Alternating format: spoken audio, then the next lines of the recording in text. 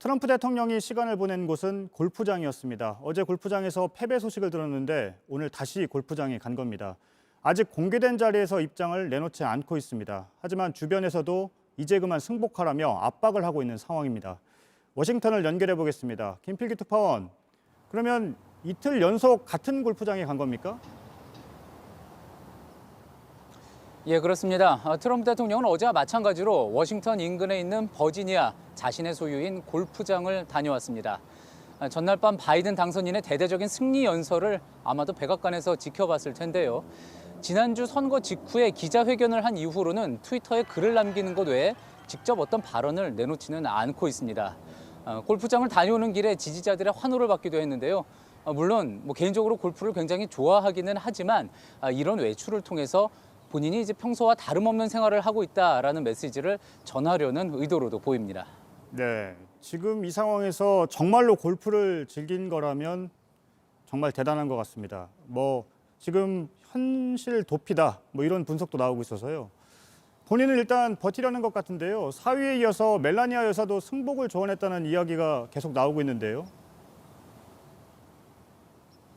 그렇습니다. 전날 사위인 제러드 쿠슈너 백악관 선임 보좌관에 이어 부인 멜라니아 여사도 트럼프 대통령에게 승복을 조언하는 그룹에 합류했다는 보도가 나왔습니다. 그리고 이제 조지 W. 부시 전 대통령도 바이든 당선인에게 축하 메시지를 전하면서 이 성명을 통해서 이번 대선은 공정했고 결과는 분명했다고 밝혔습니다. 살아있는 유일한 공화당 출신 전직 대통령이죠. 그렇기 때문에 그 말에 영향이 클 수밖에 없는데요. 하지만 끝까지 버텨야 한다는 당내 충성파, 또 지지자들의 반발도 만만치가 않습니다. 이 내용은 준비한 내용으로 보시죠.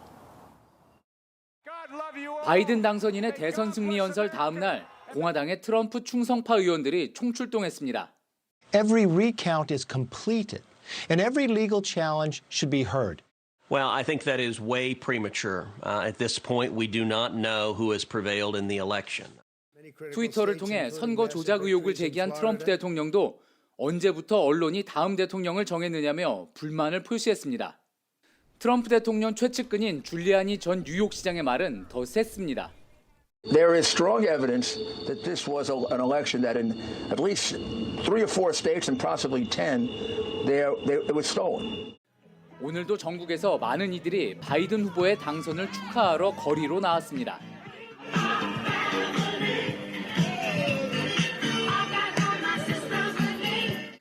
하지만 트럼프 대통령 측의 의혹 제기가 잇따르면서 결과를 받아들일 수 없다는 지지자들의 시위도 곳곳에서 열렸습니다.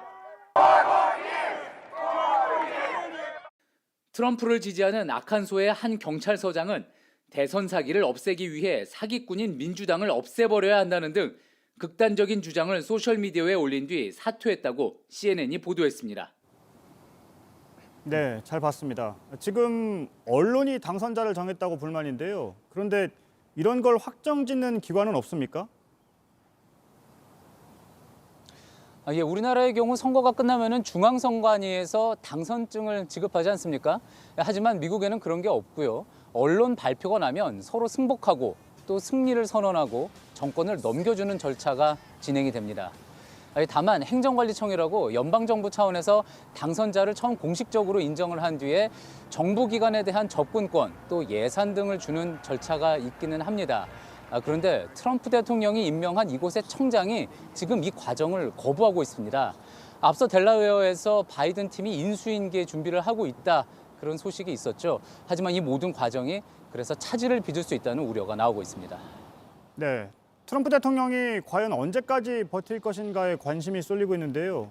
그건 결국에는 공화당 또 지지하는 여론이 얼마나 받쳐주느냐에 달린 것 아닌가요? 그렇습니다.